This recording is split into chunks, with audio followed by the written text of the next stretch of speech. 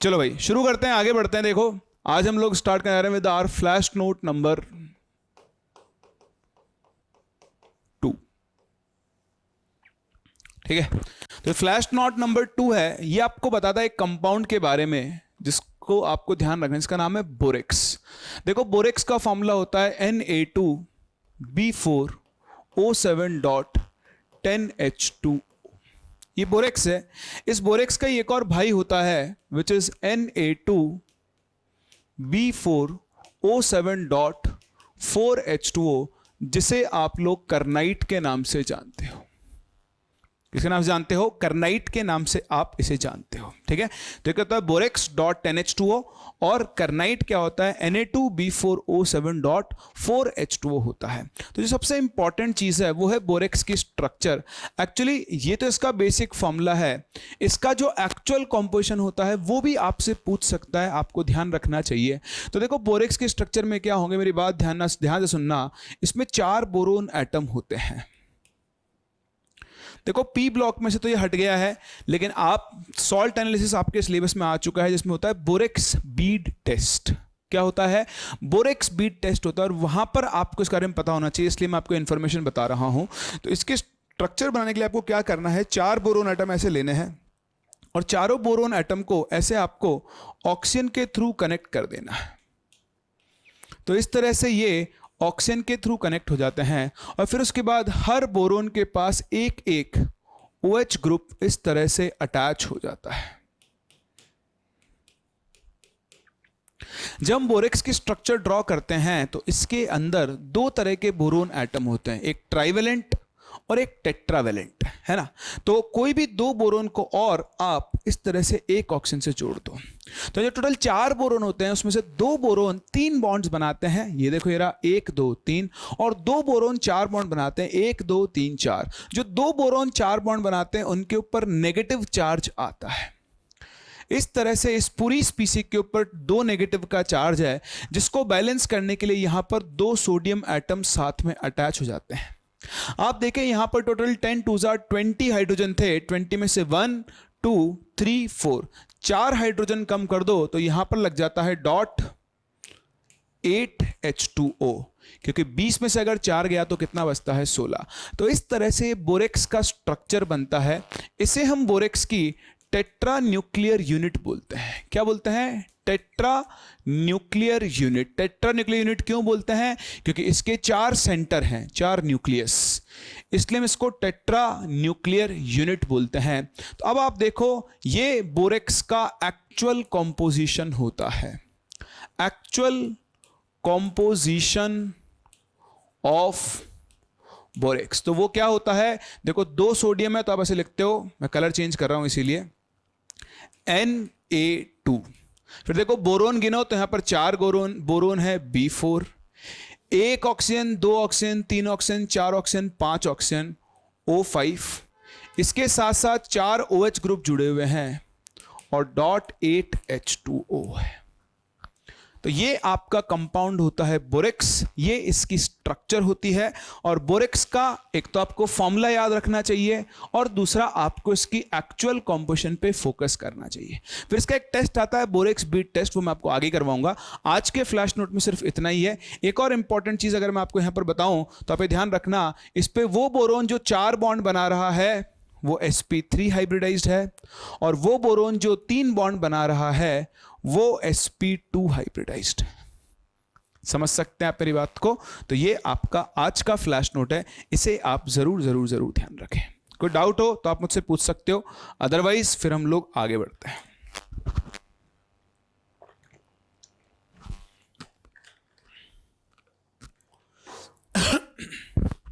ठीक है, चलिए।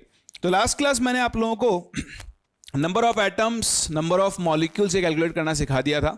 आज हम वहीं से आगे बढ़ रहे हैं, और आज मैं आपको सिखाने वाला हूं calculation of number of electrons, protons etcetera.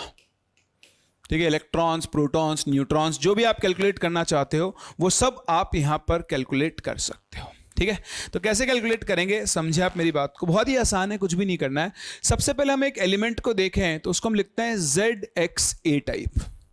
ये गांव का बच्चा जानता है कि Z यहां पर क्या होता है, एटॉमिक नंबर होता है, और A यहां पर जो होता है वो मास नंबर होता है, मास नंबर A, जो कि actually number of neutrons plus protons के बराबर होता है। बचपन से आप लोग इस चीज को पढ़ते हुए आए हो, है ना। उसके बाद अगर हम एटॉमिक नंबर की बात करें तो ये भी एक बहुत इंपॉर्टेंट चीज है कि किसी भी एलिमेंट का जो एटॉमिक नंबर होता है वो एक्चुअली उसके नंबर ऑफ प्रोटॉन्स के बराबर होता है। किसके बराबर होता है, नंबर ऑफ प्रोटॉन्स के ये बराबर होता है, क्या, एटॉमिक नंबर। ठीक है, और अगर आपका एटम न्यूट्रल है, कौन सा एटम है, neutral atom, so for neutral atom, तो न्यूट्रल एटम के लिए नंबर ऑफ प्रोटॉन्स जो होते हैं P, वो नंबर ऑफ इलेक्ट्रॉन्स के बराबर होते हैं, दैट इज E, और दोनों ही मिलकर किसके इक्वल हो जाएंगे, एटॉमिक नंबर के इक्वल हो जाएंगे। ठीक है, तो number of protons number of electrons के बराबर होंगे, और वो दोनों मिलकर किसके बराबर होंगे, एटॉमिक नंबर के। वो सिर्फ किसके लिए, न्यूट्रल एटम्स के लिए। अनुभव क्या इश्यू आ रहा है क्वालिटी में, क्लास नोट्स दिख नहीं रहे मैं जो लिख रहा हूं, अनुभव एक बार मुझे बताओ, जो मैं लिख रहा हूं वो आप लोगों को विजिबल है या फिर नहीं है, नहीं है, एक सेकंड दो मुझे, मैं अपना फोन से भी टेस्ट कर लेता हूं, एक सेकंड दो, वेट करना। विजिबल है, दिव्यांश, सोनू आपको विजिबल है, चलो एक बार देखो फिर करते हैं, है ना। अच्छा, इस पर ऑटो क्वालिटी मोड स्टार्ट हो गया है, पहले नहीं था। अनुभव, ऑटो क्वालिटी मोड होगा, उस वजह से होता, जैसे नेट आपका फ्लक्चुएट होगा ना वो ब्लर हो जाता होगा। ठीक है, एक बार आप देख लेना, अपनी एक बार स्पीड भी चेक कर लो वाईफाई की कैसी स्पीड आ रही है, कभी कभी उसकी वजह से फ्लक्चुएशन आता है, मौसम खराब होता है उसकी वजह से भी आता है ना। चलो हम लोग बढ़ते हैं आगे। तो ये बेसिक सी बात है, atomic number, number of protons, ये सब हमको कैलकुलेट करना आना चाहिए। ठीक है, तो ये हमने देख लिया है। अब एक चीज आप ध्यान रखना, मैं आपको यहां पहले लिख के बता दूं कि due to presence of charge,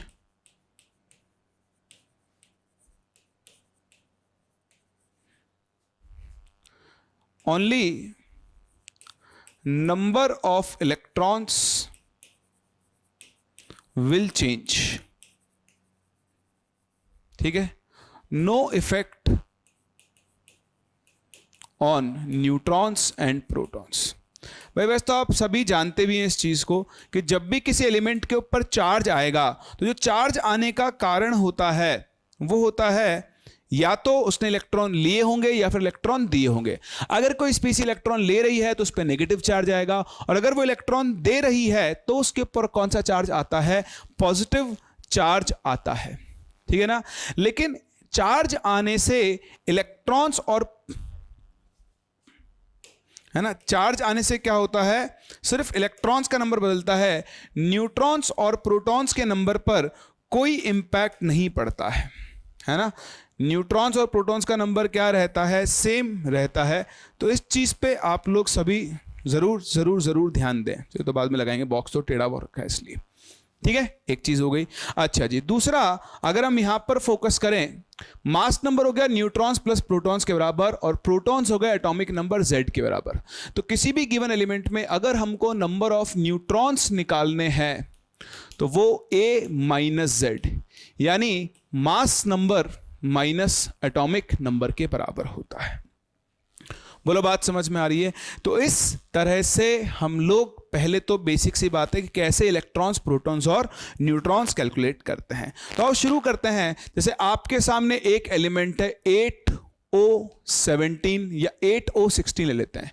अब देखो, अगर कुछ भी नहीं दिया है तो हम ऑक्सीजन का एटॉमिक नंबर जानते हैं 8 होता है, मास नंबर 16 है। अगर वो कुछ और बोलेगा तो जो उसने बोला है वो लेंगे। उसने कुछ नहीं बोला है तो हम ऑक्सीजन को 8O16, हाइड्रोजन को 1H1, हीलियम को 2He4, कार्बन को 6C12 लिखेंगे, जो हम लोगों ने शुरू से आज तक सीखा हुआ है। कार्बन का एटॉमिक नंबर 6 और उसका मास नंबर कितना होगा? 12 होगा।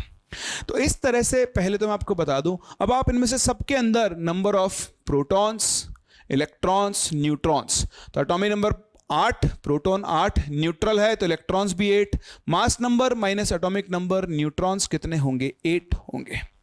आप और आगे अगर चलें,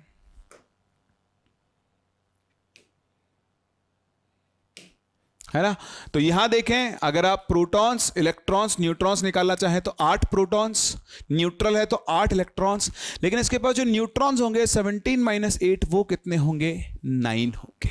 अगर हम हाइड्रोजन के पास चलते हैं तो प्रोटॉन्स 1, इलेक्ट्रॉन्स 1 और यहां पर न्यूट्रॉन्स कितने होंगे? 0। अगर आप हीलियम पे चलो तो प्रोटॉन्स 2, इलेक्ट्रॉन्स 2 और न्यूट्रॉन्स भी कितने हो गए? 2। कार्बन के पास चलो तो प्रोटॉन 6, इलेक्ट्रॉन 6 और न्यूट्रॉन्स भी कितने हो गए हैं? 6 हो गए हैं। ये सारे के सारे न्यूट्रल एटम्स हैं। अगर आपके पास न्यूट्रल की जगह चार्ज हो, जैसे आपके पास O2 माइनस हो गया, जैसे आपके पास Cl माइनस हो गया, तो O2 माइनस में अगर हम प्रोटॉन, इलेक्ट्रॉन्स, न्यूट्रॉन्स निकालें तो देखो, अगर ये ऑक्सीजन है तो इसका सिंबल तो वही रहेगा 8O16, तो प्रोटॉन्स 8। अब अगर ये न्यूट्रल होता तो इसमें इलेक्ट्रॉन्स भी कितने होते? 8। लेकिन -2 की वजह से 2 इलेक्ट्रॉन एक्स्ट्रा आ चुके होंगे, तो अब इसके पास इलेक्ट्रॉन्स कितने हो चुके होंगे? 10। और न्यूट्रॉन्स 16 माइनस 8 अभी भी कितने होंगे? 8। तो चार्ज आने से नंबर ऑफ इलेक्ट्रॉन्स बदले, लेकिन प्रोटॉन्स और न्यूट्रॉन्स पे कोई फर्क नहीं पड़ेगा। सेम चीज यहां, क्लोरीन का सिंबल क्या होगा? 17Cl35, atomic number, mass number. आप बोलोगे सर आपने तो क्लोरीन का 35.5 बताया था, तो मैंने आपको ये चीज हम आगे क्लियर करेंगे। बट क्लोरीन के 2 आइसोटोप होते हैं, एक होता है Cl35, एक होता है Cl37। अभी के लिए मैं बता रहा हूं आपको कि यहां पर Cl35 लेना है आपको। अगर वो क्लोरीन देगा तो साथ में आपको ये भी बताएगा कि उसका आपको कौन सा आइसोटोप लेना है। ठीक है, तो यहां देखो, प्रोटॉन कितने? 17, इलेक्ट्रॉन 17 होते हैं, लेकिन माइनस चार्ज की वजह से एक एक्स्ट्रा 18, और न्यूट्रॉन्स 35 माइनस 17 कितने आ जाएंगे? 18। तो इस तरह से आप एक सिंगल एटम या फिर सिंगल आयन पर प्रोटॉन्स, इलेक्ट्रॉन्स और न्यूट्रॉन्स निकाल सकते हो।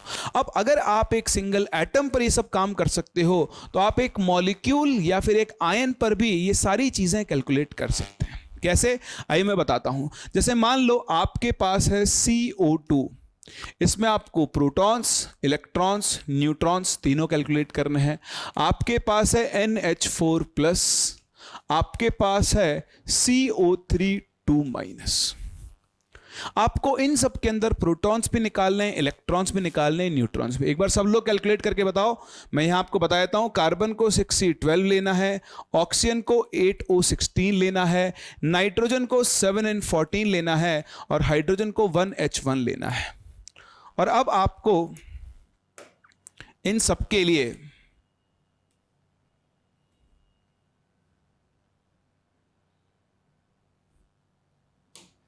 वैल्यूज कैलकुलेट करके बतानी है। बताओ भाई।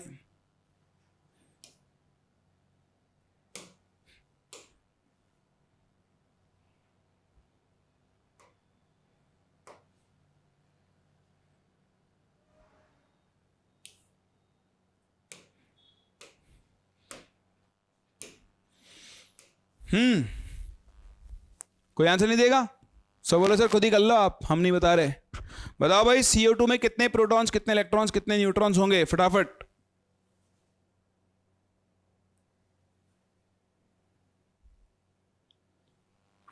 नहीं है?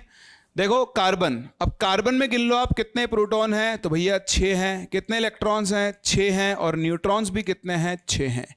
सेम इस तरह ऑक्सीजन में सब कुछ 8 8 8 है। नाइट्रोजन में 7 प्रोटॉन, 7 न्यूट्रॉन, 7 इलेक्ट्रॉन होंगे। हाइड्रोजन में 7 प्रोटॉन, 1 प्रोटॉन, 1 इलेक्ट्रॉन और 0 न्यूट्रॉन्स है। ऐसा तो आप गिन लो, एक कार्बन में कितने प्रोटॉन? 6 प्लस 2 ऑक्सीजन में 8 दूनी 16, 16 प्लस 6 22 प्रोटॉन, 22 इलेक्ट्रॉन, क्योंकि न्यूट्रल है। न्यूट्रॉन्स गिनोगे तो वही 6 न्यूट्रॉन 8 न्यूट्रॉन, तो वो भी आ गए 22। यानी CO2 में प्रोटॉन भी 22 है, न्यूट्रॉन्स भी 22 है और इलेक्ट्रॉन्स भी 22 है। अगर हम NH4 प्लस की बात करें तो इसमें प्रोटॉन, तो नाइट्रोजन के अंदर 7 प्लस हाइड्रोजन के 4, तो 11 प्रोटॉन्स होंगे। अब अगर ये न्यूट्रल होता तो इसमें इलेक्ट्रॉन्स भी 11 होते, लेकिन प्लस चार्ज की वजह से एक इलेक्ट्रॉन कम हो चुका है, तो इसके पास अब 10 इलेक्ट्रॉन होंगे, अनुभव 12 नहीं होंगे, है ना। और न्यूट्रॉन्स अगर आप गिनो तो नाइट्रोजन में 7 न्यूट्रॉन है, हाइड्रोजन में 0 है, तो इसके पास सिर्फ 7 न्यूट्रॉन्स होंगे। तो NH4 प्लस में 11 प्रोटॉन, 10 इलेक्ट्रॉन और 7 क्या होंगे, न्यूट्रॉन्स होंगे। बताओ ये आप लोगों को समझ में आता है या फिर नहीं?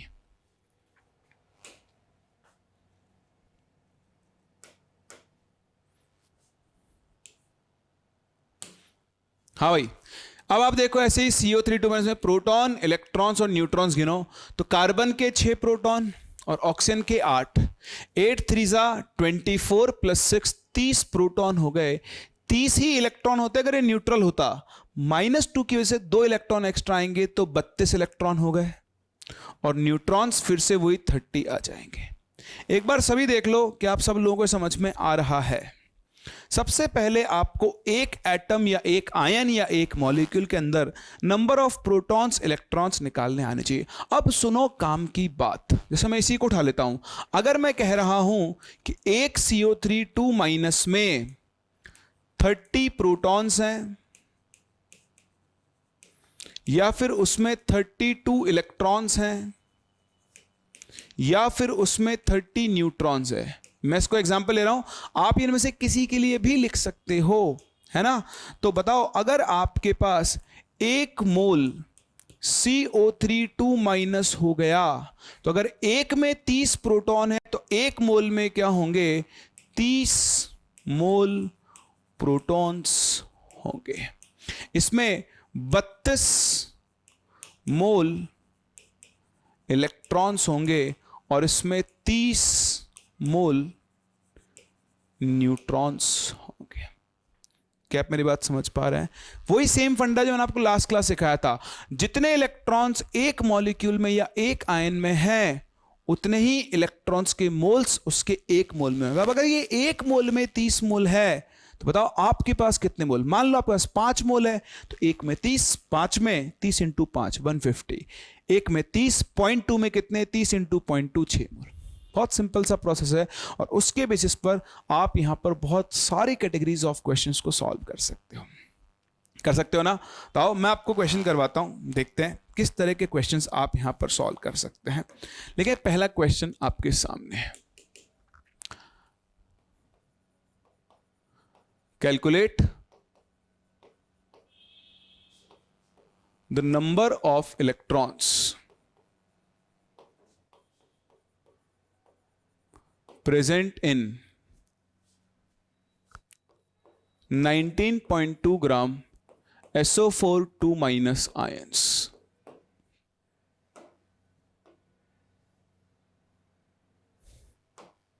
कौन सा आयन है ये? SO4 2 minus ions. जिनको पता नहीं बता दूं, सल्फर का सिंबल है 16S32 और ऑक्सीजन तो आपको पता ही है 8O16। हाँ भाई, Na के टर्म्स में आपको आंसर देना है, फटाफट से आंसर बताओ इन टर्म्स ऑफ Na।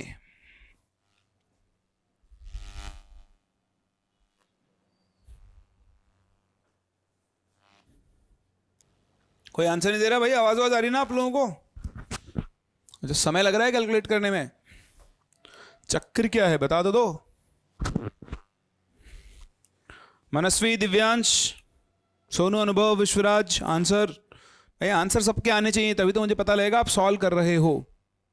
मुझको कैसे पता लगेगा वरना?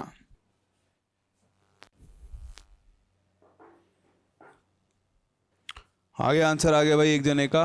भाई एक ही जने का आंसर आ रहा, अनुभव का 50 इलेक्ट्रॉन एंड 38.4 मोल। 50 इलेक्ट्रॉन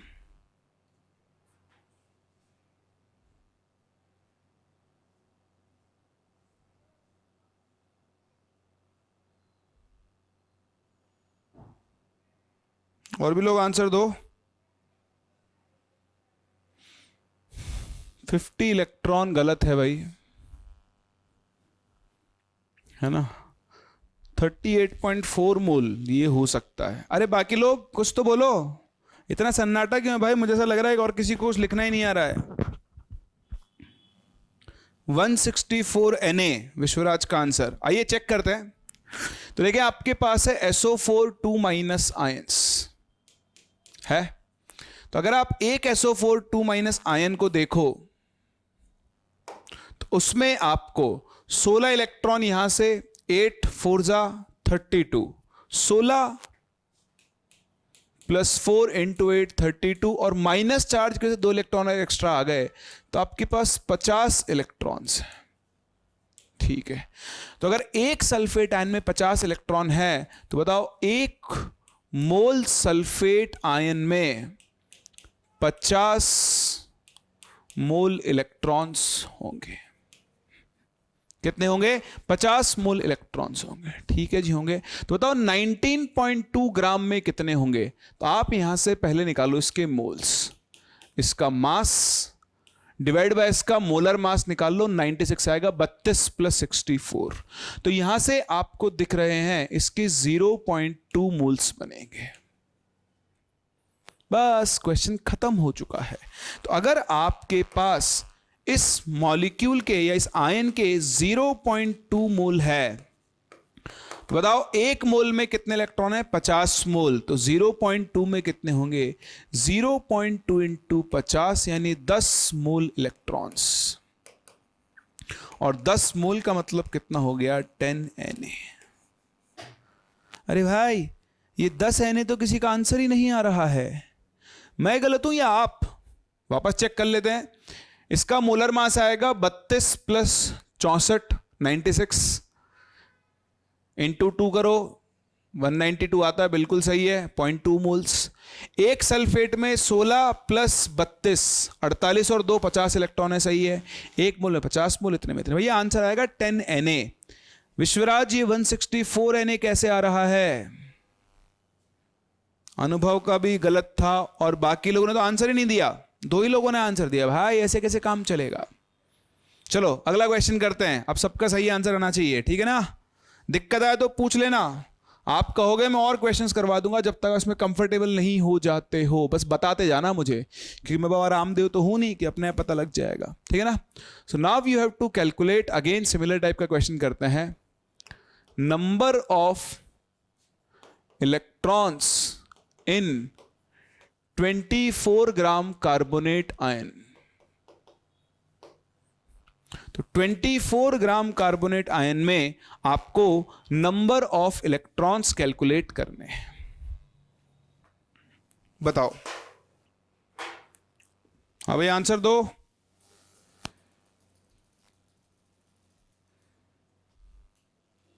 क्या 32 क्या सोनू? 32 क्या? पूरा बताओ भाई, ऐसे आंसर टुकड़ों में दोगे तो कैसे काम चलेगा? 32 का मतलब क्या है आपका?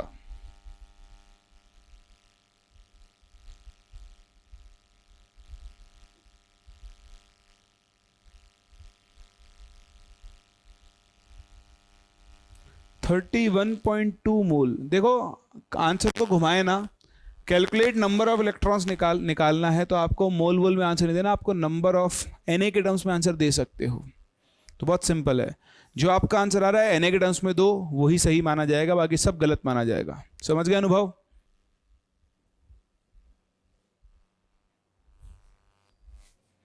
चलिए, कोई आंसर नहीं दे रहा भाई। आओ ध्यान से सुने और देखें क्वेश्चन को। आपके पास है CO3 2 माइनस आयन, ठीक है। अब आप एक CO3 2 माइनस को देखो, आपको इलेक्ट्रॉन्स निकालना है। तो कार्बन का सिंबल होता है 6C12, ऑक्सीजन का क्या होता है 8O16। तो अगर आप देखें एक कार्बन है और एक कार्बन में 6 इलेक्ट्रॉन्स हैं, प्लस 3 ऑक्सीजन है, हर ऑक्सीजन में 8 इलेक्ट्रॉन है, और माइनस चार्ज की वजह से 2 इलेक्ट्रॉन एक्स्ट्रा आ जाएंगे। तो देखो 24 प्लस 6 प्लस 2 टोटल कितने इलेक्ट्रॉन्स हो गए?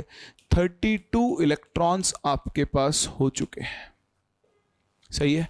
तो एक कार्बोनेट आयन में 32 इलेक्ट्रॉन्स हैं। अब आप खुद देखो, अगर 1 में 32 है तो जब आपके पास 1 मोल CO3 2- होगा तो उसमें 32 मोल इलेक्ट्रॉन्स हो जाएंगे।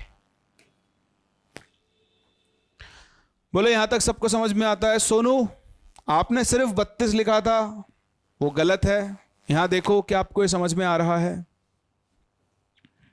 ठीक है, फिर हम चलते हैं। अब उसने मुझे कितना दिया है? अभी तक तो मैंने क्वेश्चन पढ़ा ही नहीं, अभी तो सिर्फ मैंने एक कार्बोनेट आयन में इलेक्ट्रॉन्स निकाल लिए हैं। अब आप देखो, अगर मेरे पास 24 ग्राम है तो यहां से मैं इसके मोल्स निकालता हूं। तो आप निकालो मोल्स ऑफ CO3 2-। कैसे निकालोगे? इसका मास 24 डिवाइड बाय इसका मोलर मास। तो देखो, कार्बन का मास 12, ऑक्सीजन का 16, 48 प्लस 12 इज 60, तो डिवाइड बाय 60 कर दो तो आपको इसके 0.4 मोल्स मिल जाएंगे। क्या मिल जाएंगे? 0.4 मोल्स। बस अब हो गया क्वेश्चन सॉल्व। अगर 1 मोल में 32 मोल इलेक्ट्रॉन है तो बताओ 0.4 मोल जब आपके पास CO3 2- होगा तो उसमें 32 इंटू 0.4 मोल इलेक्ट्रॉन्स होंगे। तो इसको मल्टीप्लाई कर लो तो यह आ जाएगा 12.8 मोल इलेक्ट्रॉन्स, जिसे आप सिंपली 12.8 Na इलेक्ट्रॉन्स लिख सकते हो। आराम से देखो, 18 Na विश्वराज गलत हो गया है। करेक्ट आंसर क्या होगा? 12.8 Na होगा।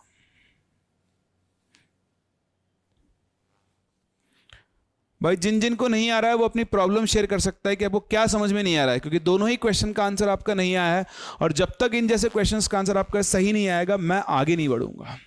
तो ये सही आना बहुत बहुत बहुत जरूरी है और यही आपका पढ़ने का तरीका होना चाहिए। जब आप कोई क्वेश्चन या कोई कंसेप्ट सीख रहे हो और आपको वो नहीं आया तो उसके पीछे तब तक पढ़े रहो, उसके क्वेश्चंस तब तक सॉल्व करते रहो जब तक कि आप उस कंसेप्ट को समझ नहीं जाते हो।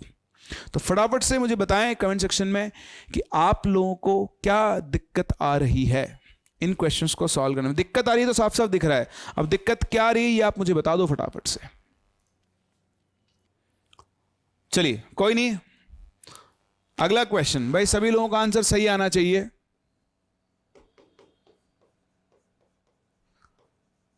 कैलकुलेट द नंबर ऑफ अब की बार आपको इलेक्ट्रॉन्स भी बताने हैं एंड न्यूट्रॉन्स भी बताने हैं, दोनों बताने हैं इन 190 ग्राम PO4 3- आयंस। मैं आपको बता दूं, फॉस्फोरस का सिंबल 15P31, ऑक्सीजन का सिंबल 8O16।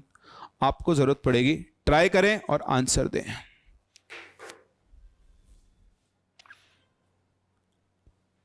विश्वराज अगर कैलकुलेशन मिस्टेक हो रही है तो ध्यान से करो, धीरे धीरे सॉल्व करो, जल्दबाजी मत मचाओ। इसका आंसर सही आना चाहिए भाई सबका। हाँ भाई और लोग आंसर। एक आंसर आ गया 10 Na बाकी।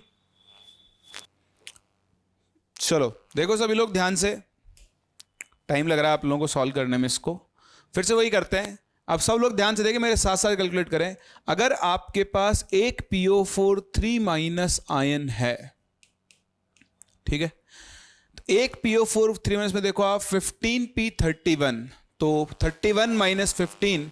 अच्छा पहले इलेक्ट्रॉन देखते हैं, है ना। तो एक फॉस्फोरस में 15 इलेक्ट्रॉन है क्योंकि उसका एटॉमिक नंबर 15 है, प्लस 4 ऑक्सीजन में से हर ऑक्सीजन में 8 इलेक्ट्रॉन होते हैं और -3 की वजह से 3 इलेक्ट्रॉन और एक्स्ट्रा आ गए। तो 15 + 32 47 और 47 + 3 हो गया 50 इलेक्ट्रॉन्स।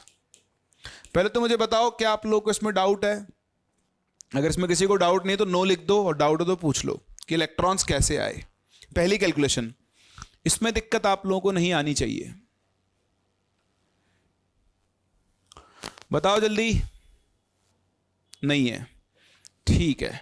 तो अब देखो, अगर एक PO4 3- आयन में 50 इलेक्ट्रॉन्स हैं तो मैं सिंपल ये लिख सकता हूं कि जब मेरे पास 1 मोल PO4 3- आयंस होंगे तो उसमें 50 मोल इलेक्ट्रॉन्स होंगे। कितने होंगे? 50 मोल इलेक्ट्रॉन्स उसमें होंगे।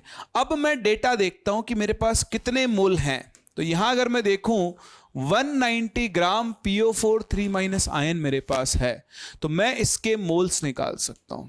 तो मोल्स ऑफ PO4 3- आयंस कैसे निकालूंगा बताओ? इसका मास 190 ग्राम डिवाइड बाय इसका मोलर मास 95, तो ये आपको 2 मोल मिल जाएंगे। मोलर मास कैसे निकाला?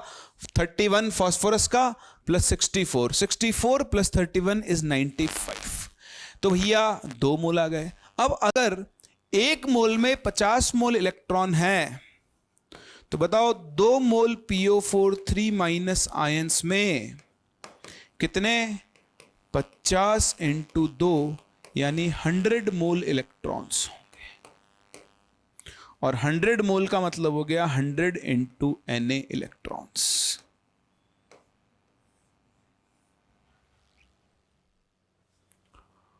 हंड्रेड मोल इलेक्ट्रॉन बिल्कुल सही है मनस्वी। 100 Na बिल्कुल सही, वेरी गुड। और न्यूट्रॉन्स निकालने हैं तो न्यूट्रॉन्स भी निकाल लेते हैं। थोड़ा कलर चेंज कर लेते हैं, लाल रंग दिखेगा क्या? दिख जाएगा। चलो न्यूट्रॉन्स निकालते हैं। तो देखो इसमें न्यूट्रॉन्स है 31 15 यानी 16, और ऑक्सीजन में न्यूट्रॉन्स कितने हैं? 16 - 8 यानी 8, है ना। तो अगर हम यहां पर न्यूट्रॉन्स गिने तो देखो न्यूट्रॉन्स कितने हो गए? एक फास्फोरस में 16 न्यूट्रॉन्स प्लस 4 ऑक्सीजन में 8 न्यूट्रॉन्स। चार्ज का कोई फर्क पड़ता नहीं है। 32 प्लस 16 इज 48 न्यूट्रॉन्स हैं। तो भैया अगर एक में 48 है तो यहां पर आपके पास टोटल 48 मोल इलेक्ट्रॉन्स हो जाएंगे, होंगे। तो अगर 1 मोल में 48 मोल है तो बताओ 2 मोल में कितने होंगे? 2 इंटू 48 यानी 96 मोल न्यूट्रॉन्स होंगे। और 96 को आप लिख सकते हो 96 इंटू Na। किसी का आंसर आता 48 Na। मनस्वी सीधा ही Na चिपका दिया। अरे 48 तो एक में आए हैं, एक में 48 तो 1 मोल में 48 मोल होंगे। तो आपके पास कितने मोल हैं? आपके पास 2 मोल है। तो बताओ 2 मोल में कितना आएगा? इंटू 2 करोगे तो करेक्ट आंसर 96 Na होगा। सही है मनस्वी? गलती समझ में आ गई आपको अपनी? चलो आखिरी क्वेश्चन इस वाले पर्टिकुलर टॉपिक के ऊपर। अब सबका सही आना चाहिए, कोई भी गलती नहीं करे भाई, ध्यान रखना। Calculate number of neutrons in 90 gram water. चलो नंबर ऑफ न्यूट्रॉन्स बताने 90 ग्राम पानी में, जल्दी से बताओ। 40 Na। चलो देखते हैं क्या आंसर आता है। 90 ग्राम H2O है और आपको नंबर ऑफ न्यूट्रॉन्स निकालने। कई बार आप लोग पढ़ने में भी गलती कर देते हो, तो इस चीज का ध्यान रखना। तो H2O जैसा कि आपको पता है हाइड्रोजन का सिंबल है 1H1, तो हाइड्रोजन में एक भी न्यूट्रॉन नहीं है। और ऑक्सीजन का सिंबल है 8O16, 16 - 8 इसमें 8 न्यूट्रॉन्स हैं। यानी अगर आप एक H2O मॉलिक्यूल को देखो, उसमें हाइड्रोजन में तो 0 है, 8 न्यूट्रॉन्स हैं। ठीक है, तो 40 Na is the correct answer. अब मैं यहां से वाटर के मोल्स निकालूंगा, तो 90 डिवाइडेड बाय 18 यानी आपके पास 5 मोल वाटर है। तो अगर एक H2O मॉलिक्यूल में 8 न्यूट्रॉन्स हैं, तो जब आपके पास 1 मोल H2O होगा तो उसमें 8 मोल न्यूट्रॉन्स होंगे ना। तो अगर 1 मोल में 8 मोल है तो बताओ 5 मोल H2O में 40 मोल न्यूट्रॉन्स होंगे। और 40 मोल का मतलब कितना हो गया? 40 Na। विश्वराज आपने सिर्फ 5 लिख के छोड़ दिया। मैंने आपको हमेशा कहा 5 कुछ नहीं है, 5 के आगे लिखो वो क्या है। तो अगर आपने 5 मोल लिखा है तो वो गलत आंसर है, क्योंकि हमें नंबर बताना है। तो 5 इंटू, आपको पहली बात तो आपने यहां छोड़ दिया आंसर को, सिर्फ रटो मत, रटने से काम नहीं चलेगा। आप क्वेश्चंस को रट नहीं सकते हो, आप ये समझो कि आपको क्वेश्चन में क्या दिया गया है और आपसे क्वेश्चन में क्या पूछा गया है। तो आपको वाटर का मास दिया हुआ है, हम पहले क्या निकाल रहे हैं कि यार एक वाटर मॉलिक्यूल में कितने न्यूट्रॉन्स हैं। अब जितने एक वाटर मॉलिक्यूल में न्यूट्रॉन्स हैं उतने ही एक मोल में उन न्यूट्रॉन्स के मोल्स होंगे। तो अगर एक मोल में 8 मोल है तो 5 मोल में 8 इंटू 5 40 मोल न्यूट्रॉन्स होंगे। और अगर आप नंबर लिखना चाहते हो तो करेक्ट आंसर हो जाएगा 40 Na। क्या हो जाएगा करेक्ट आंसर? वो आपका 40 Na आंसर हो जाएगा। हाँ भाई, डाउट किसी को? विश्वराज समझ में आ गया आपको? तो देखो, सब एक ही कैटेगरी के क्वेश्चन है। इसी तरह के क्वेश्चन आपसे कभी कभी काम में आ सकते हैं, आगे या पीछे। तो आपको इन क्वेश्चंस के ऊपर जरूर जरूर जरूर फोकस करना है, कैसे हम नंबर ऑफ इलेक्ट्रॉन्स, प्रोटॉन्स और न्यूट्रॉन्स कैलकुलेट कर रहे हैं। अब आप ही मुझे बता दो, क्या मैं आगे बढ़ सकता हूं? बाकी ऐसे क्वेश्चन धीरे धीरे और आते रहेंगे, आप लोग सीखते रहेंगे। ठीक है, तो अगर मैं आगे बढ़ूं तो फटाफट से अंगूठा दिखा दो, ठेंगा दिखा दो, ताकि मैं आराम से आगे बढ़ पाऊं और मुझे ये ना लगे कि आप लोगों को ये समझ में नहीं आ रही है। सही है, चलिए बहुत ही बढ़िया। तो आइए बढ़ते हैं आगे और अब चलते हैं अपने एक और। अभी तक देखो हमने मोल्स कैलकुलेट करने के लिए 2 तरीके सीख लिए हैं। मोल्स हम मास से भी कैलकुलेट कर सकते हैं और मोल्स हम नंबर ऑफ पार्टिकल से भी कैलकुलेट कर सकते हैं। ठीक है, 2 चीज मैंने आपको सिखा दिए। अब हम तीसरी चीज सीखने वाले हैं, तीसरी चीज जिसका नाम होता है आइडल गैस इक्वेशन। ये पहले आप इसे पूरा डिटेल में पढ़ते थे गैसीय स्टेट चैप्टर में, जिसे हम पीवी इक्वल टू एनआरटी बोलते थे। क्या हुआ? तो क्लास तो ले लेंगे यार। तो मैं क्लास नहीं लूं तो रख दे, छोड़ दे।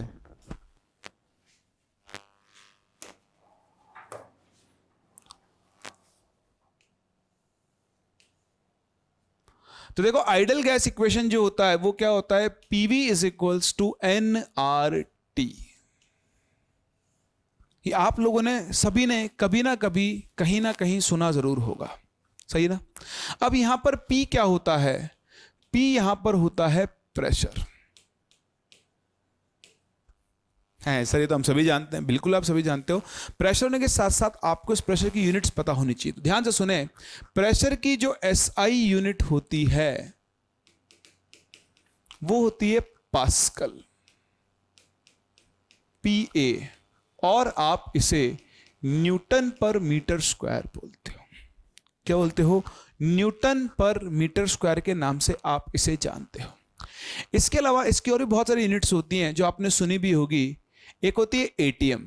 तो अभी आपको इनको बैठ के रटना नहीं है, आप लिखें, इनको हम धीरे धीरे यूज करते जाएंगे, आपको ये और अच्छे समझ में आती जाएगी। ठीक है ना? तो 1 ATM इसकी यूनिट होती है एक तो ये, तो 1 ATM इक्वल होता है 1.013 बार, या फिर आप इसे लिख सकते हो 760 mmHg, या फिर आप इसे 76 सेंटीमीटर ऑफ Hg, या फिर आप इसे 760 टोर, या फिर आप इसे approximately 10 to the power 5 pascal लिख सकते हो। वैसे मैं आपको बताऊं, पास्कल और ATM का जो एग्जैक्ट रिलेशन है वो होता है 1.01325 into 10 to the power 5 pascal. ये होता है 1 ATM इक्वल टू कितना होता है? 1.01325 into 10 to the power 5 pascal के बराबर ही होता है। लेकिन और अगर आप यूनिट्स पे फोकस करें तो इस तरह से आप अलग अलग यूनिट्स लिख सकते हैं प्रेशर की। आपको इनको इंटर कन्वर्ट करना आना चाहिए। जैसे मान लो मैं आपसे कहता हूं कि मेरे पास 19 सेंटीमीटर ऑफ Hg का प्रेशर है, प्रेशर दिया हुआ है 19 सेंटीमीटर Hg, और मैं आपसे कहूं कि इसको ATM में बदलो। तो कुछ लोग ना इसको रटते हैं कि सेंटीमीटर से ATM बदलना है तो उससे डिवाइड करूंगा, ATM सेंटीमीटर बदलना है तो उससे मल्टीप्लाई करूंगा। कुछ नहीं करना, मेरी बात समझना आप। यहां फोकस करो। 19 ये है सेंटीमीटर ऑफ Hg, तो आप इसे 19 इंटू 1 सेंटीमीटर Hg लिख लो। बताओ, मैं लिख सकता हूं? अब आप खुद देखो कि 76 सेंटीमीटर Hg 1 ATM के बराबर है। है ना। तो 1 इस 76 को इधर भेज दो, तो 1 सेंटीमीटर ऑफ Hg जो है उसे आप 1/76 ATM लिख सकते हो। तो आप देखो ये बन जाएगा 19/76 ATM, 19 4 जा 76, 1/4, जिसे आप सिंपली 0.25 ATM लिख सकते हो। अभी आपको ये कन्वर्जन याद भी नहीं रखना है, सिर्फ लिखकर छोड़ दो, आगे कभी काम में आएगा, फिजिक्स में आपके ज्यादा काम में आएगा, बहुत यूज करोगे। सिमिलरली मान लो किसी ने मुझसे प्रेशर बोला 2 ATM और आपको इसको टोर में बदलना है, तो आप लिखोगे 2 × 1 ATM, और 1 ATM इक्वल टू कितना होता है 760 टोर। तो ये आपके पास बन जाएगा 1520 टोर। सिंपल, ठीक है ना। तो आपको इन यूनिट्स को आपस में इंटर कन्वर्ट करना आना चाहिए। यह है पहला टर्म प्रेशर, और यह है प्रेशर की यूनिट्स। ओके, प्रेशर की यूनिट्स के बाद मैं दूसरे टर्म V पर जाता हूं, जो कि क्या होता है वॉल्यूम ऑफ गैस। तो आप इसे चाहे वॉल्यूम ऑफ गैस बोल लो, या फिर आप इसे वॉल्यूम ऑक्यूपाइड बाय गैस बोल लो।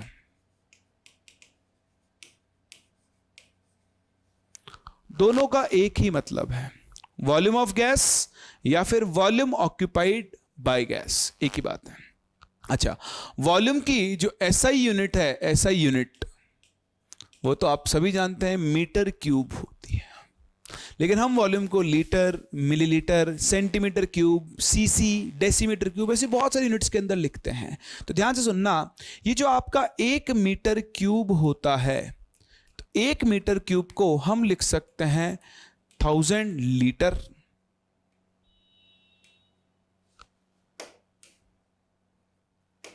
कितना लिख सकते हो 1000 लीटर, या फिर आप इसे 1000 डेसीमीटर क्यूब लिख सकते हो। या तो 1 मीटर क्यूब को आप 1000 लीटर लिख लो, या फिर आप उसे 1000 डेसीमीटर क्यूब भी लिख सकते हो। अब देखो यहां से दिख रहा है 1000 से 1000 गया, तो जो 1 लीटर है, 1 लीटर वो 1 डेसीमीटर क्यूब के इक्वल होता है। तो 1 लीटर और 1 डेसीमीटर क्यूब बराबर है, और ये दोनों ही 1000 मिलीलीटर या फिर 1000 सेंटीमीटर क्यूब, या फिर आप इसे 1000 सीसी भी बोलते हो। यहां पे CC stands for cubic capacity. ये सेंटीमीटर क्यूब नहीं होता है, ये क्या होता है क्यूबिक कैपेसिटी होता है। तो 1 लीटर और 1 डेसीमीटर क्यूब की वैल्यू बराबर होती है। 1 लीटर अगेन फर्दर 1000 ml या फिर 1000 सेंटीमीटर क्यूब या फिर 1000 सीसी के बराबर होता है। बोले इतना समझ में आ रहा है आप सभी लोगों को? तो बहुत बहुत बहुत ही आसान है, ये वैल्यूज को रटना नहीं है, जब भी जरूरत पड़े आराम से देख के यूज करो, धीरे धीरे यूज करते करते ये आपको याद हो ही जाएगा। ओके, वॉल्यूम के बाद जो यहां पर मुझे अगला टर्म दिखाई दे रहा है वो है टेम्परेचर, T। तो देखो टेम्परेचर के 3 स्केल होते हैं, एक होता है केल्विन, दूसरा होता है डिग्री सेल्सियस, और तीसरा होता है फ़ारेनहाइट। पहले एक और चला करता था रैंकिन, अब वो नहीं चलता, इसलिए उसकी बात नहीं करते हैं। तो ये तो गांव का बच्चा बच्चा जानता है कि जो केल्विन टेम्परेचर होता है वो डिग्री सेल्सियस प्लस 273 के इक्वल होता है। तो जैसे 27 डिग्री है तो उसको केल्विन में बदलना है, तो उसमें 273 ऐड कर दो, वो 300 केल्विन हो जाएगा। फ़ारेनहाइट अलग है, तो इसका एक फॉर्मूला होता है C/5 is equals to F-32/9। C/5 is equals to क्या होता है F-32/9 होता है। तो ये आपके पास टेम्परेचर के 3 स्केल्स हैं जिनसे आप डील करते हो। सही है। तो ये आपका आइडल गैस इक्वेशन के अलग अलग टर्म्स, आप ये ध्यान रखना, ये हमेशा रखना, यहां पर जब भी आप टेम्परेचर यूज करोगे केल्विन में यूज करोगे। आइडल गैस इक्वेशन आप कहीं पर भी यूज कर रहे हो, टेम्परेचर आपको हमेशा हमेशा हमेशा केल्विन में ही यूज करना है। ठीक है, चलिए इसके बाद चलते हैं आगे। जो अपना अगला टर्म है वो है आर। इस आर को हम लोग बोलते हैं यूनिवर्सल गैस कांस्टेंट, या फिर आप सिर्फ इसे गैस कांस्टेंट के नाम से जानते हैं। तो आप इसे यूनिवर्सल गैस कांस्टेंट बोलते हो या फिर सिर्फ आप इसे क्या बोलते हो, गैस कांस्टेंट बोलते हो। तो जो आपका आर होता है, इसकी एक देखो, इसकी 3 वैल्यूज होती हैं अलग अलग, बट अभी हमारे जो काम में आएगी वो वैल्यू जो है वो ये है 0.0821। ठीक है, अब इसकी यूनिट लिखेंगे, या फिर आप इस वैल्यू को अप्रोक्सीमेटली 1/12 लिख सकते हो। अब इसकी यूनिट में ही सब कुछ छुपा हुआ है। इसकी यूनिट आपको रटने की जरूरत नहीं है, मेरी बात ध्यान से समझें। आप फिजिक्स में यूनिट डायमेंशन पढ़ते हैं, NRT। तो अगर मुझे R की यूनिट निकालनी है तो ऐसे लिख दो PV/NT। बोलो, लिख सकता हूं। इतना यूनिट डायमेंशन आप सभी लोगों ने पढ़ा हुआ है कि देखो, प्रेशर की यूनिट क्या होती है, ATM। वॉल्यूम की यूनिट क्या होती है, लीटर। तो ATM into litre upon N यानी मोल्स की यूनिट होती है मोल्स, और टेम्परेचर हम यहां पर यूज करते हैं केल्विन में। तो आप देखो अपने आप ये जो R वाला टर्म है, इसकी यूनिट क्या बन गई, ये बन गई ATM इंटू लीटर पर केल्विन पर मोल। दिख रहा है? इनको अगर मैं ऊपर ले जाऊंगा तो केल्विन पे -1 आएगा और मोल पर भी -1 आएगा। तो कभी भी आपको गैस कांस्टेंट R की यूनिट नहीं रटनी है, कभी भूल जाओ तो यहां से अपने आप बना सकते हो। आपको फोकस करना है इसकी वैल्यू पर, विच इज 0.0821। ये वैल्यू अप्रोक्सीमेटली 1/12 आती है। कितनी आती है? अप्रोक्सीमेटली 1/12 ATM इंटू लीटर पर केल्विन पर मोल। तो इस तरह से आपका ये जो इक्वेशन बना, इसे हम बोलते हैं PV equal to NRT, that is called ideal gas equation, और ये उसमें यूज आने वाले टर्म है। अच्छा, ऐसे देखो, थोड़ी चीज और बता दूं मैं आपको, फिर अपन आगे काम में लेंगे इसको। तो जो PV is equals to NRT था, तो N क्या होते हैं? मोल्स होते हैं। N क्या होते हैं? मोल्स होते हैं। तो बताओ, मोल्स का फॉर्मूला हम क्या लिख सकते हैं? हम लिख सकते हैं मास, जिसे आप लिख लो W, अपॉन लिख सकते हैं मोलर मास, है ना, जिसे हम लिख लेते हैं M। तो देखो, आप N की जगह लिख दो W/M इंटू RT। सही है? अब आप इस M को इधर ले जाओ और V को इधर ले आओ, तो देखो PM इज इक्वल्स टू क्या बन जाएगा, W/V इंटू RT। क्या बनेगा? W/V upon RT। तो देखो, ये हो गया मास, ये हो गया वॉल्यूम। मास अपॉन वॉल्यूम को हम लोग बोल सकते हैं डेंसिटी, D। ठीक है? तो यहां से आपका इक्वेशन बन गया PM is equals to DRT, या फिर आप इसे याद रखने के लिए ट्रिक बना सकते हो, dirty PM। DRT is equals to PM। सो PM इक्वल टू DRT बोल लो, या DRT इक्वल टू PM बोल लो। इसे हम बोलते हैं डेंसिटी फॉर्म। तो अभी आपको इसको याद करने नहीं बैठना है, बस लिखकर छोड़ दो, ये आपको आना चाहिए। अभी हम आगे चल के एक टर्म सीखेंगे वेपर डेंसिटी, वहां पर इसको हम कभी कभी यूज कर लेते हैं, इसलिए बस ये टर्म आपको आना चाहिए। क्लियर है? समझ में आता है सब लोगों को? चलिए, अब मैंने आपको PV इक्वल टू NRT सिखा दिया है, तो PV इक्वल टू NRT को हम यूज करेंगे। ठीक है ना? यूज कैसे करेंगे अभी बता दूंगा मैं आप लोगों को, बट उससे पहले आपको सीखनी है एक सिचुएशन, एक कंडीशन, जिसे हम बोलते हैं STP। आई होप सभी लोगों ने सुना हुआ है। STP का मतलब क्या होता है? Standard temperature and pressure. तो स्टैंडर्ड टेम्परेचर एंड प्रेशर, इसको हम लोग क्या बोलते हैं? STP बोलते हैं। अभी देखो, जो STP होता है ना, इसके 2 कन्वेंशन हैं। एक इसका नया कन्वेंशन है, न्यू कन्वेंशन, और एक जो है वो इसका ओल्ड कन्वेंशन है।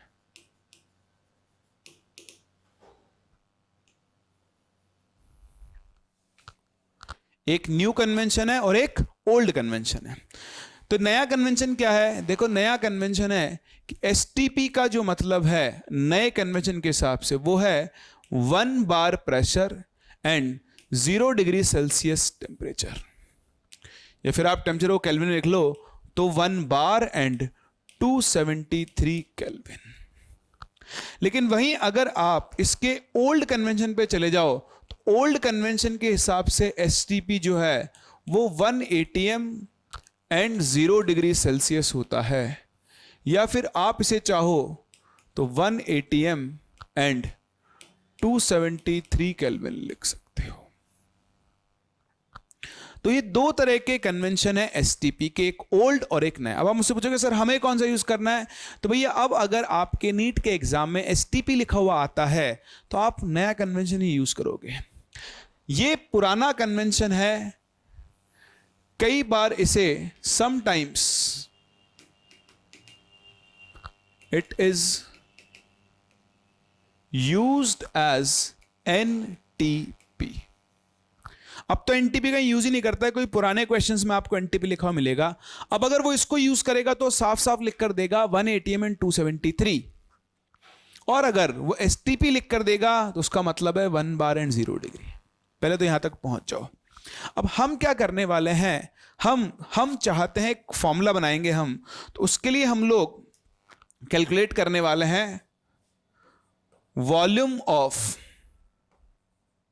1 मोल गैस एट एसटीपी। तो हम एसटीपी पर 1 मोल गैस का वॉल्यूम निकालना चाहते हैं। क्यों?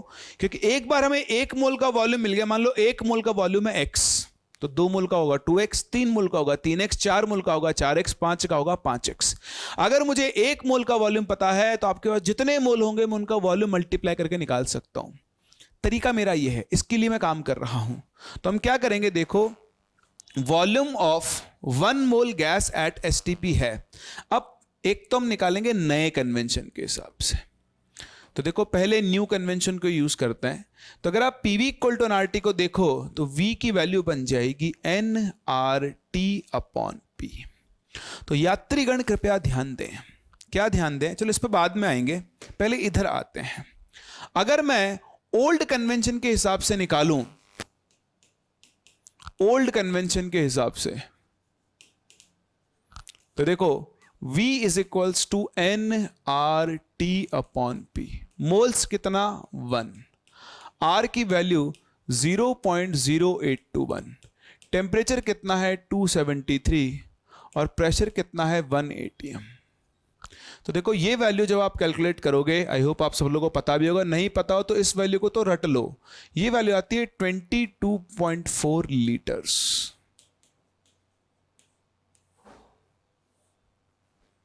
सही है? कितने आ रही है? 22.4 लीटर्स ये आ रही है। अभी आप देखो यहां, अगर यहां वैल्यू रखूं तो ये 1, R की वैल्यू 0.0821, टेम्परेचर है 273। तो आप खुद देखो ये वैल्यू तो अब भी 22.4 ही आ गई, डिवाइडेड बाय अब प्रेशर है 1 बार। लेकिन मेरी प्रॉब्लम क्या है कि अगर मुझे R की ये वैल्यू यूज करनी है तो प्रेशर एटीएम में होना चाहिए। यूनिट एंड डायमेंशन, यूनिट्स क्या होनी चाहिए? सेम। तो यहां प्रेशर जो आपने लिया है वो किस में लिया है? बार में। तो इस बार को एटीएम में बदलो। तो देखो आप सभी जानते हैं 1 atm इज इक्वल्स टू कितना होता है? 1.013 बार। तो अगर आप 1 बार लिखना चाहें तो that will be 1 upon 1.013 atm। बोलो दिख रहा है? तो अगर ये आपको दिख रहा है तो ये वैल्यूज आप यहां पर रख लें। इसकी जगह आप 1 अपॉन 1.013 atm लिखोगे, ये टर्म ऊपर जाके मल्टीप्लाई होगा तो 1.013 इंटू 22.4 बन जाएगा। और इसको आप जब मल्टीप्लाई करोगे तो ये 22.7 लीटर आएगा। तो आप समझो मेरी बात को कि इन दोनों में फर्क जो है वो सिर्फ और सिर्फ एक चीज का है।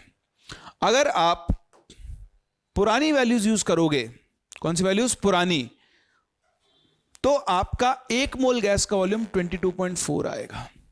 और अगर आप एसटीपी का नया कन्वेंशन यूज करोगे तो नए कन्वेंशन के हिसाब से एसटीपी पर 1 मोल गैस का वॉल्यूम 22.7 लीटर्स आएगा। कितना आएगा? 22.7। तो इतना ही इन दोनों के अंदर फर्क है। बोले यहां तक समझ में आता है ना? अभी तक किसी कोई डाउट हो तो पूछ सकता है। अभी मैंने आपको सिर्फ ये कैलकुलेट करना सिखाया है कि हम कैसे 1 मोल गैस का वॉल्यूम एसटीपी पर कैलकुलेट कर सकते हैं, नए कन्वेंशन के हिसाब से और पुराने कन्वेंशन के हिसाब से। ठीक है, चलिए अब मैं बनाऊंगा इससे एक फॉर्मूला। ऑल्दो फॉर्मूला आप सभी लोगों ने सुना हुआ है, लेकिन उसके कोर में जाना बहुत जरूरी था, डिफरेंस समझना आपके लिए बहुत जरूरी था। तो अब आप ये लिख सकते हो, है ना, कि अगर एसटीपी की मैं बात कर रहा हूं तो एट एसटीपी तो मैं सिंपली लिख सकता हूं कि 22.7 लीटर ऑफ गैस अगर आपके पास एसटीपी पर है तो वो 1 मोल के बराबर होगा। बोला आप लोगों को ये समझ में आता है? अगर आपके पास 22.7 लीटर है किसी गैस का एसटीपी पर तो वो उसके 1 मोल के बराबर होगा। तो बताओ 1 लीटर जो है गैस का एट एसटीपी वो 1/22.7 मोल के बराबर होगा। किसके बराबर होगा? 1/22.7 मोल के। तो मान लो आपके पास गैस का V लीटर है, तो ये जो V लीटर ऑफ गैस है ये V/22.7 मोल्स के बराबर होगा ना। तो इस तरह से आपके पास एक और नया फॉर्मूला बनकर आ रहा है जो कि नंबर ऑफ मोल्स का है। चिंता ना करें, आपने फॉर्मूलेस बहुत आसान है, अभी हम यूज करेंगे और याद होंगे। देखो ये मोल के आपके शुरुआत के लेक्चर आप देख रहे हो, आपको डिफिकल्ट लग सकते हैं, लेकिन आज के 3 लेक्चर बाद ये चीजें आप वर्बली सॉल्व कर दोगे। बिलीव मी, मोल इस दुनिया का सबसे आसान चैप्टर है। वो आपको इस चैप्टर को खत्म करने के बाद फील होगा, पहले फील नहीं होगा। तो थोड़ा पेशेंस जरूर रखें, ठीक है ना। तो नंबर ऑफ मोल्स का फॉर्मूला क्या हो गया? Volume of gas at STP और डिवाइडेड बाय क्या कर दोगे? 22.7 लीटर्स। लेकिन अगेन बाकी फॉर्मूलेस की तरह हमें यह फॉर्मूला भी इस तरह से याद नहीं रखना है। हम लिखेंगे यहां कि मुझे मिल सकते हैं मोल्स, और मोल्स किससे मिल सकते हैं? Volume of gas at STP से। तो अगर आपको वॉल्यूम ऑफ गैस पता है एसटीपी पर, उससे आपको मोल्स निकालने हैं तो आपको डिवाइड बाय 22.7 लीटर्स करना होगा। और अगर आपको मोल्स पता है और उससे आपको वॉल्यूम निकालना है तो आपको इनटू 22.7 लीटर करना पड़ेगा। हाँ, अगर बाय चांस वॉल्यूम आपको एसटीपी की जगह volume of gas at 1 atm and 273 kelvin दिया है और उससे आपको मोल्स निकालना है तो फर्क आएगा वैल्यूज में। यहां आपको डिवाइड बाय 22.4 करना होगा और मोल्स से वॉल्यूम निकालने के लिए इनटू 22.7 लीटर्स करना होगा। तो अगर आपको एसटीपी पर गैस के मोल्स पता है इनटू 22.7 करके आप उसका वॉल्यूम निकाल सकते हो। वॉल्यूम पता है तो डिवाइड बाय 22.7 करके आप मोल्स निकाल सकते हो। एसटीपी की जगह अगर 1 atm 273 लिखा है तो डिवाइड बाय 22.4 करके आप मोल्स निकाल सकते हो, या मल्टीप्लाई करके, सॉरी ये 22.4 आएगा। ठीक है, तो अब देखो इस पे कितने आसान क्वेश्चंस फॉर्म हो सकते हैं। ऑल्दो अभी तो अपने पास टाइम ज्यादा नहीं बचा है ना। नेक्स्ट क्लास में आपको इसके ऊपर बेस्ड और क्वेश्चन कराऊंगा। अब हम तीनों फॉर्मूलेस को मिक्स करेंगे, बट अभी के लिए एक छोटा सा क्वेश्चन क्या है? Calculate the volume occupied by 8.8 gram CO2 at STP। बताओ 8.8 ग्राम CO2 STP पर कितना वॉल्यूम ऑक्यूपाई करेगी। तो अभी भी आपने जो फॉर्मूला बनाया उससे आपने सीखा कि वॉल्यूम निकालने के लिए आपको गैस के मोल्स चाहिए। तो सबसे पहले आप क्या करोगे, मोल्स ऑफ CO2 निकालोगे। कैसे निकालोगे, CO2 का मास डिवाइड बाय उसका molar mass, that is 0.2 mole CO2। सही है। और बताओ मोल्स से वॉल्यूम निकालने के लिए क्या कर लोगे। अब आप समझो, आपने CO2 के मोल्स निकाल लिए ना, आपको वॉल्यूम निकालना है STP पर। तो आप अपने फॉर्मूले पे जाओ। अगर आपको गैस के मोल्स पता है और उससे आपको गैस का वॉल्यूम निकालना है तो आपको इंटू 22.7 करना होगा। कितना करना होगा, इंटू 22.7। तो जैसे ही आप इसे मल्टीप्लाई करोगे आपको अपना आंसर मिलेगा इंटू 22.7। तो ये आंसर आ जाएगा 4.54 लीटर। कितना आ जाएगा, 4.54 लीटर।